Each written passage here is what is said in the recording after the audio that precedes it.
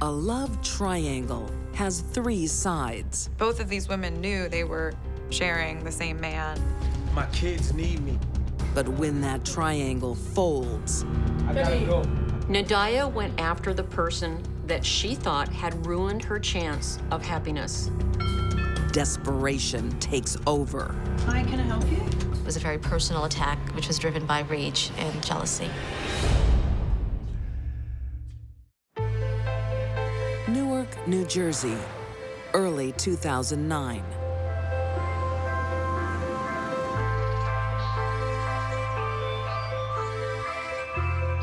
Sharon Mowens and Kenny Jones look the picture of happiness.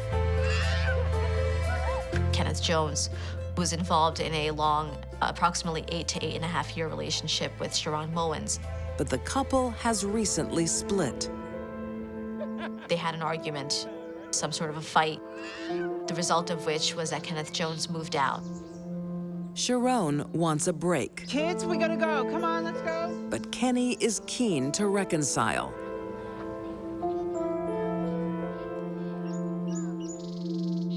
He loved Sharon. He wanted to be back there with her. In the meantime, Hi, what can I get for you? Kenny's yearning for company. Coming up. He finds it when 18-year-old Nadia Venable starts work. Nadia Venable met Kenneth Jones through a mutual job in the food services industry. Kenny is only too happy to show Nadia the ropes. Nadia seemed like a relatively quiet, sort of under the radar, never caused any uproar. The attraction is instant. And this work romance quickly develops into much more. The relationship with Nadia Venable got fairly serious quickly. He moved in with her. Kenny finds comfort in the arms of this younger woman. I think he probably enjoyed the attention of having the two women interested in him. And he's happy to pay his way. I think he provided for her financially, at least to some extent. Nadia was very much in love with Kenneth Jones. So in love, she doesn't mind sharing. He had told Ms. Venable from the start that he was always going to be going back to Sharon Mowens, that even though they're separated, he didn't consider that separation to be final. Nadia was the other woman. Nadia thinks she knows how to win Kenny's heart. She became pregnant. I think we should call him Kenny. You sure it's a boy, huh? Far from bringing Nadia and Kenny closer, her pregnancy drives them apart. What time? I think the relationship between Kenneth Jones and Nadia Venable was also a lot of back and forth. I think that there was tension between them because of the presence of Sharon Mowens still being in their life. I'll pick him up. I gotta pick my kids up after school. Why can't she do it, Kenny? She has to work. They're my kids too. Kenneth apparently did like the excitement of being in a love triangle. This one got a little too exciting. I thought you couldn't live with her, Kenny. My kids need me.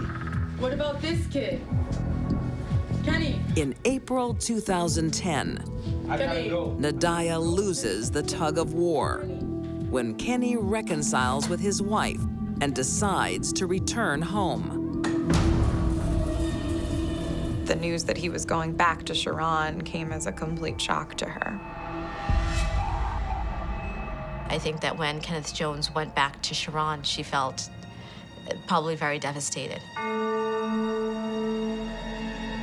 Nadia is not just heartbroken. She's also left flat broke. The electricity bill was due. They were cutting it off. Their phone had been cut off for approximately a week. He left her high and dry. 6 months pregnant, no money to pay the bills.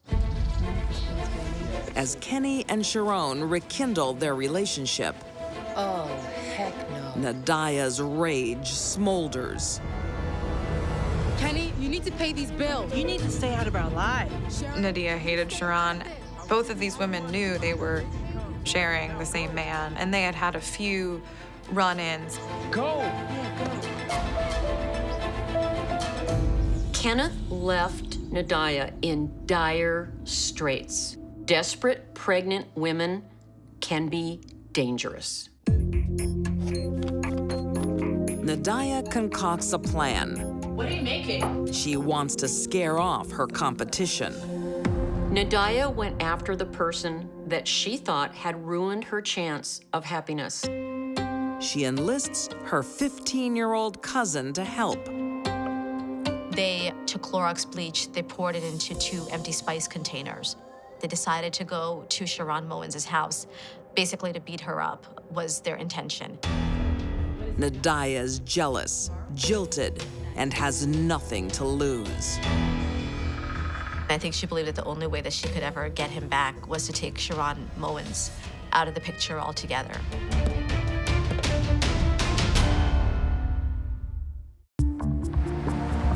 Newark, May 15th, 2010. It's the day before Mother's Day. 29-year-old Sharon Mowens has plenty of chores to do, while her partner, Kenny Jones, is at work. It was a quiet afternoon at Sharon Mowens' house. They were playing music, she was cleaning, her 3- and 6-year-old boys were playing with their toys.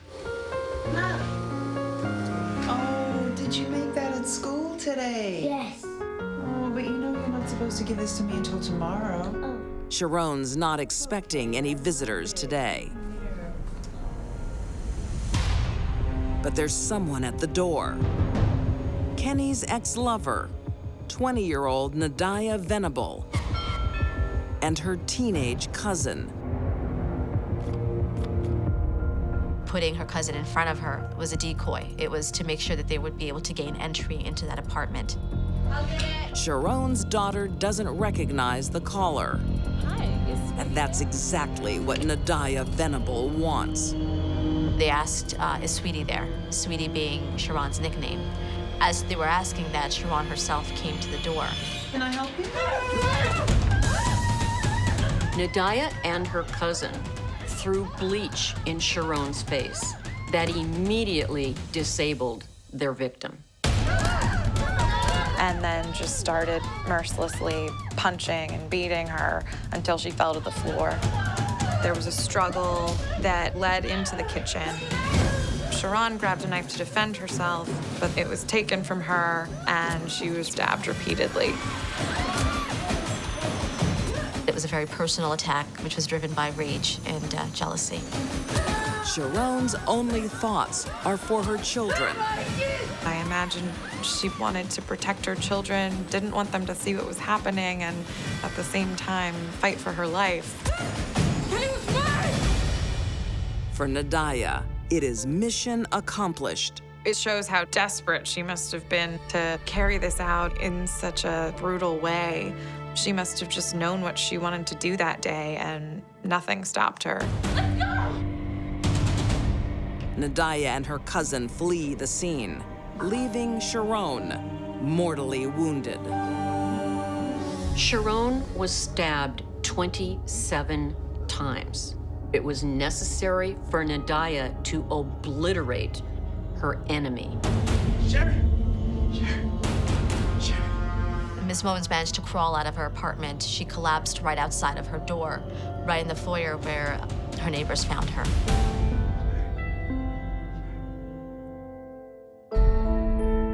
Sharon's daughter calls 911. She also tells the police she knew the attacker.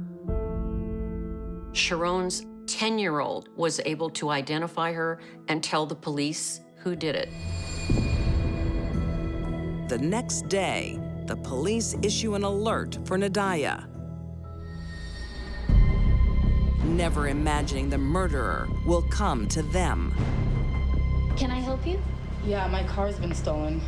Okay, what was your name? Nadia Venable? Police ultimately caught Nadia Venable because her car was actually towed. And so she went to the police station and said, you know, my car's been stolen. And the police said, No, you're under arrest for the murder of Sharon Mowens. Will you come with me, please? On trial for murder, Nadia tries to lay the blame on her cousin, but the jury believes otherwise. Ultimately, jurors believed that Nadia Venable, who had the motive, who was so angry, devised this plan, looped her cousin in with her, drove over with the purpose of beating this woman up, and then at some point killed her. Nadia's cousin pleads guilty to conspiracy to murder. Her sentence is sealed. We can't really discuss what happened to her because she's a juvenile. In September 2013, Nadia Venable is found guilty of first-degree murder and sentenced to 55 years in prison, with no chance of parole until 2060. Nadia got what she wanted, Sharon out of the picture, but Nadia will spend the rest of her life in prison. Just 10 months after her conviction, Nadia dies behind bars of a seizure, leaving innocent victims behind. I don't think any person with half a heart could, A, kill someone, but B, do it with their kids just standing there. It was just the ultimate episode of jealousy and what it can do to a person. Multiple lives were profoundly affected by this murder. 3 young children, 1 unborn child. A young mother is dead, and a man is without his family or his girlfriend over jealousy.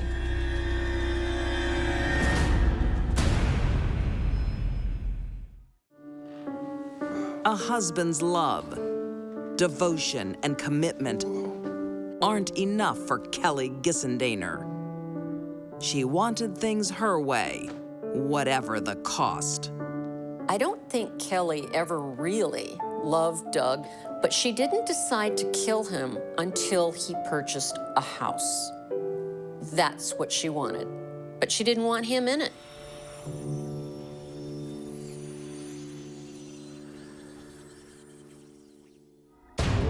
For some women, marriage is a means to an end.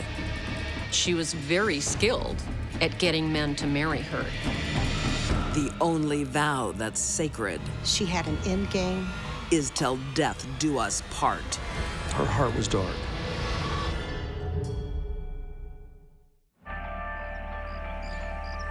(1971), Charlotte, Tennessee. 27-year-old factory worker Ada Evans is seeking love. What are you reading? My favorite column. She's twice married and hoping for third-time lucky. Growing up, her parents were not wealthy, I want a man to support me. and I think Ada wanted nice things. Someone like Bill. Gentle-natured 43-year-old William Hayes catches Ada's eye. He was an established gentleman, very handsome. Ada is no classic beauty. By the accounts of some that knew her, Ada was not an attractive woman. But to William, she is a Southern belle. She did something that attracted him to her, and in a mesmerizing way. When you gonna make an honest woman out of me, Bill? William is already married. I'll tell her tonight. He soon leaves his wife and children and sets up home with Ada. What do you want? Stay away from Bill. He's mine now. How dare you? He's my husband. I'm warning you. Ada and Daddy got married fairly quickly, within 6 months of Daddy's divorce.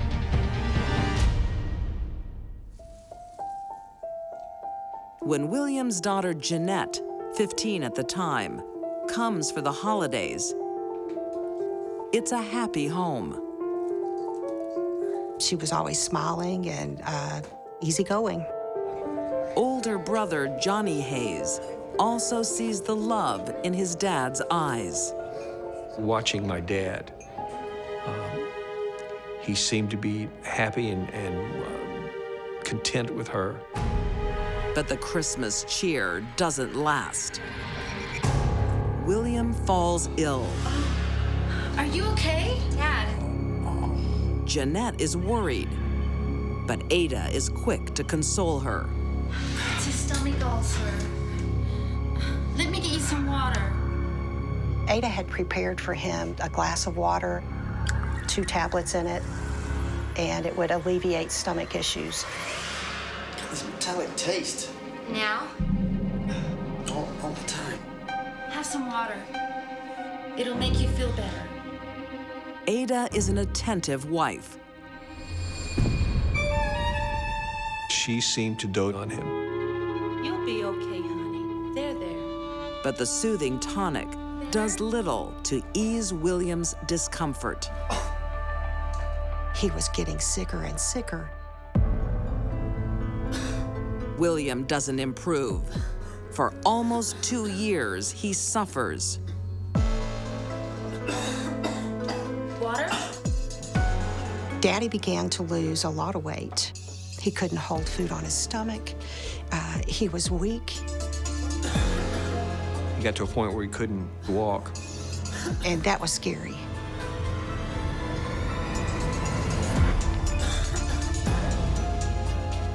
Doctors are baffled. But William believes he's dying from unnatural causes. William suspected that he was being poisoned. He took me by the hand and he looked me in the eyes and he said, Find out why I got sick. Don't let it happen to you or anyone else, okay? I want you to find out why I died. You can save someone else's life. But William's suspicions come too late. So my father died. I'd permanently lost an anchor that I could never get back.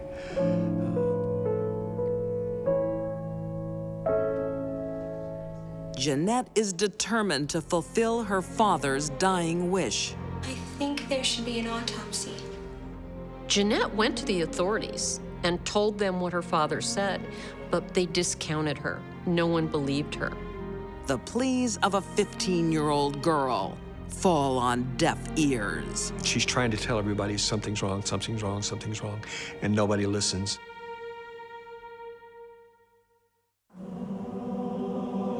(1974), Charlotte, Tennessee. 30-year-old Ada grieves the death of her husband. She was full of tears and sorrow that Daddy had died. But for William Hayes' family, grief is fused with mystery. There was no definitive diagnosis as to why he was sick. He told his daughter Jeanette to find out why he died. I think there should be an autopsy. I did try to fulfill that request. I asked the authorities if they would do an autopsy. But William's wife, Ada, refuses. That's ridiculous. There's no need. She wants her husband cremated. He wanted to be cremated. He didn't believe in it. The family rose up and said, no, that's not going to happen. They're going to bury him. I agreed to a burial, but no autopsy. After the funeral, Ada moves on with all of her dead husband's assets. None of the children got anything. No personal belongings, nothing when Daddy died. She was a mean and selfish woman. And lonely. She's looking to fix that through the Lonely Hearts ads. Ada met John Wittenmeyer and moved to Oklahoma. Mr. Wittenmeyer was a wealthy rancher. John Whitmire would have been a prize catch for her.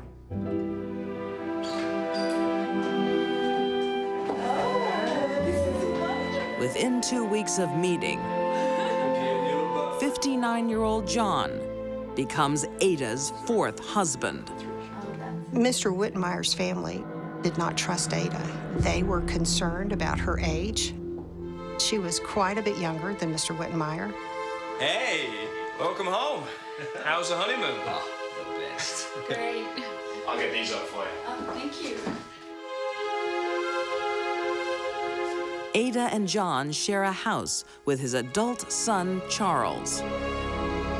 Before long, Ada reveals a tougher side. Hey, any chance of a coffee? Should have hired a maid instead of marrying me. Ada, on the surface, seemed like a jolly person. Are you okay? In contrast, I'm bored. Ada was conniving. Hey, look, I'll leave you two to it. You know I'm going away. How long will you be going for? I figure at least a week. When stepson Charles goes on a business trip in 1979, Ada has her husband all to herself. With Ada, nothing was quite what it seemed, what it appeared. To be bringing food, bringing sustenance, was in fact bringing death.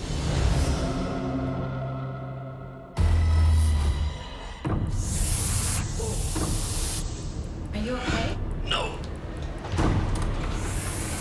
I gotta lie down. After he ate the pea soup, John became violently ill. He had horrible, crampy abdominal pain. And all the time, she watched him. And she didn't call for help. Ada enjoyed watching her victim suffer. That's sadistic. When Ada tires of her sadistic game, she doesn't call the doctor. She goes shopping. Honey, I'm home. John? He died within 24 hours of being poisoned. But before reporting John's death, Ada has some paperwork to do. Mr. Whitmire had a will that Ada forged and left everything to herself in that will, his ranch, his cars, everything, and left his children completely out of it. So suspicious is John's death, this time an autopsy is performed. His stomach still had the contents of the green pea soup, and that green pea soup was full of arsenic. The results lead police to investigate the death of William Hayes. My dad's body was exhumed. When they did an autopsy, they found arsenic. His body was so full of arsenic, it was around the sealed vault, the casket, and the dirt. The police want to talk to Ada, but she's vanished. They finally track her down in Canada, and she's not alone. Once again, she hooked up with another man, this time in Canada, through Lonely Hearts Club. He also was very wealthy. But before Ada can cash in, justice catches up. In 1982, she's convicted of the second-degree murder of John Whitmire and the first-degree murder of William Hayes. She receives life. There was no reaction in the woman. Her facial expression was one of, okay, next step. She still had a plan. She still had a plan. 6 days later, her plan becomes clear. Ada takes one more life, her own. She tied a bedsheet around her neck and jumped off her bed. When I was told that Ada committed suicide, I thought, it's over. It's finished. Today, all that remains of Ada's murderous spree are living victims, like Jeanette Harris, who for 40 years has shouldered the burden of 2 deaths. A father she loved, and a man she never knew. It happened again because I could not fulfill that request to find out why Dad died. Someone else did die.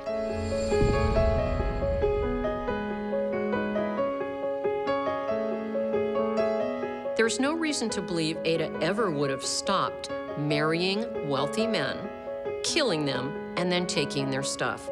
It's what she did.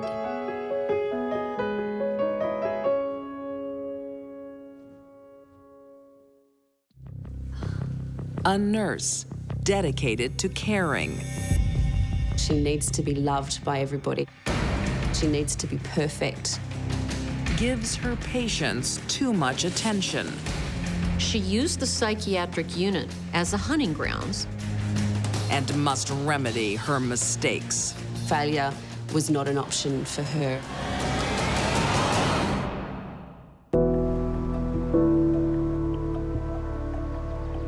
In 1996, Sydney, Australia.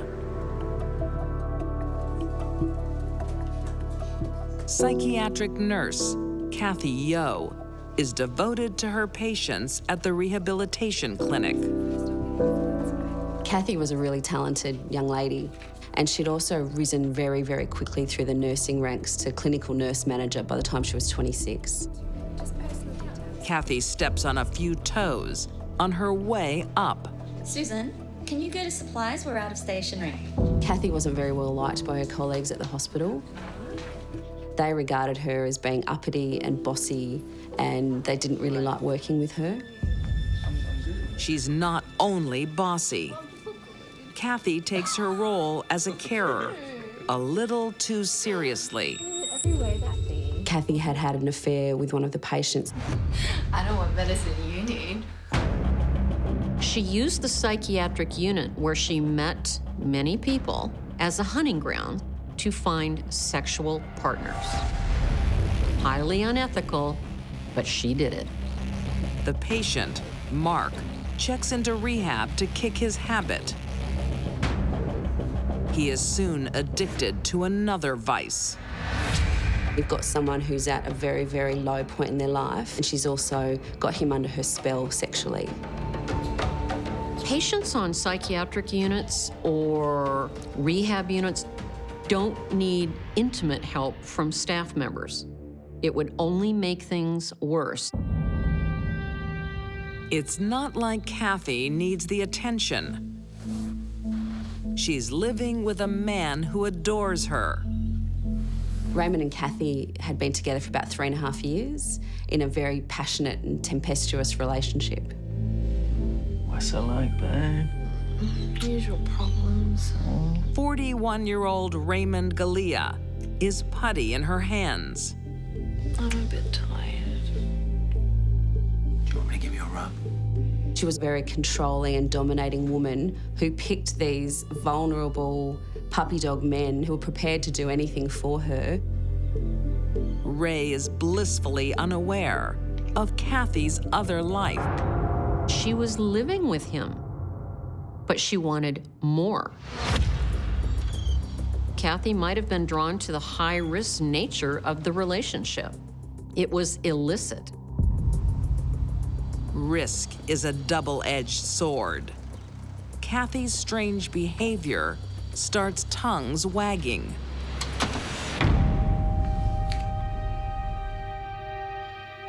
She was called in by the assistant director of nursing and confronted about it. Kathy, these are serious allegations. They're outrageous allegations. Witnesses have come forward. When she was brought in to see her bosses, she actually denied it I would never. and started dry retching that, she could never do that. And she obviously did a good job because she got to keep her job. Kathy salvages her career, but doesn't learn her lesson. Eventually, the relationship with Mark ended. But it wasn't long before Kathy found another victim. 31-year-old Christopher Dorian is battling a heroin addiction. He had a 10-year-old son, and he also worked part-time as a kitchen hand. He'd had some troubles in his past, but he was also studying at university and was doing quite well. So he really was on the road to getting his life back. Hi, I'm Kathy, one of your nurses. Hi. Kathy gives Chris her special attention. You study? It's this computer stuff, Chris was very, very vulnerable. He needed assistance and support, not sexual involvement with the staff member. Before long, Chris and the nurse can't keep their hands off each other.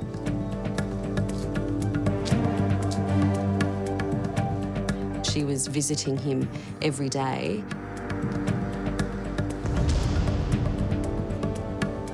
Which started to ring alarm bells all through the hospital.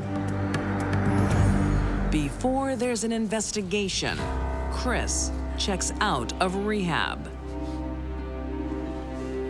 And Kathy checks out with her old boyfriend. I just can't understand it. I told you, I met someone. He's my true soulmate. When Chris was discharged from his treatment program, the relationship with Kathy became more intense, so much so that this time she left Raymond. Ray was devastated when Kathy ended the relationship. It's over.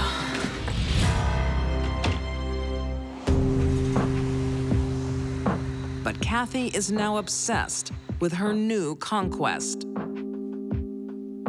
Kathy keeps a journal, and in one of her entries, she details her love for Christopher. And she says, I cannot and will not live without Christopher. He has spoken of marriage, and I can't imagine any other man that I would be able to be married to.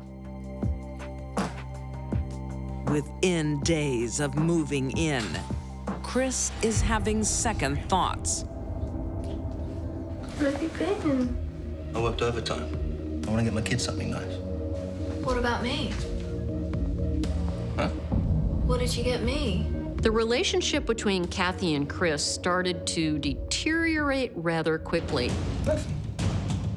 The psych nurse can't cope with rejection. Kathy was deathly afraid of failure. I think failure was not an option for her.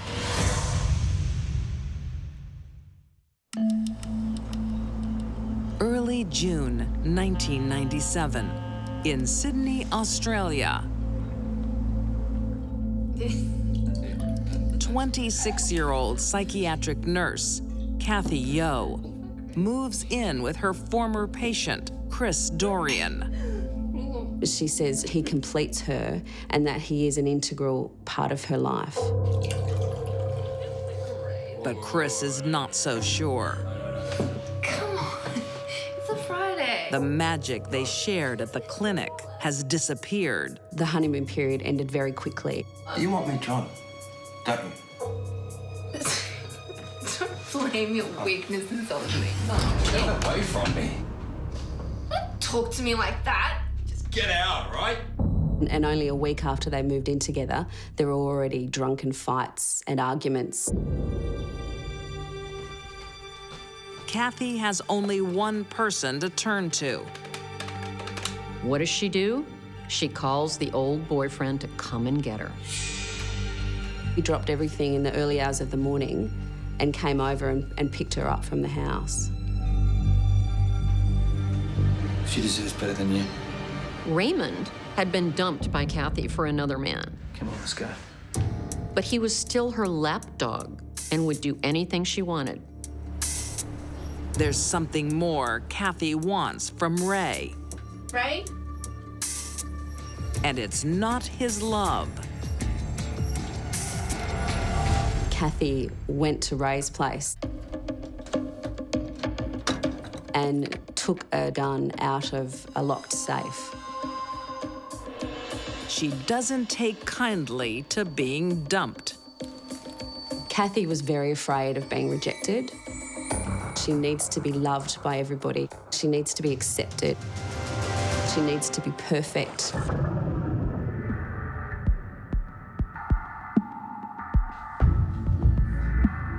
and I should get back together. Kathy is desperate to get her new lover back. I said no, all right? You need to leave. Chris has obviously come to his senses during that time, and he tells Kathy that it's over. Just get out! He said to her, "You've ruined my life." That's enough to push Kathy over the edge. She was enraged. Fueled by a fear of being rejected, fueled by fear of being found out that she was still having an affair with a patient.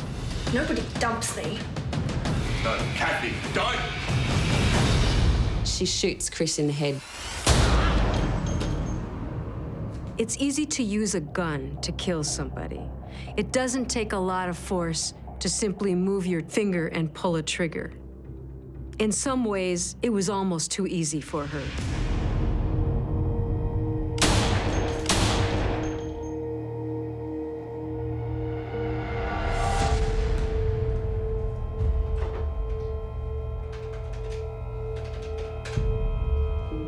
Ray, I need your help again. The first thing that Kathy does when she's in trouble, she rings Ray, and Ray comes running.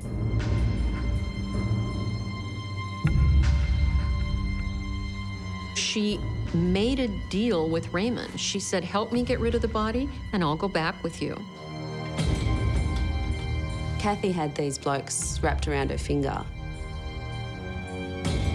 Kathy doesn't want to get caught with a body.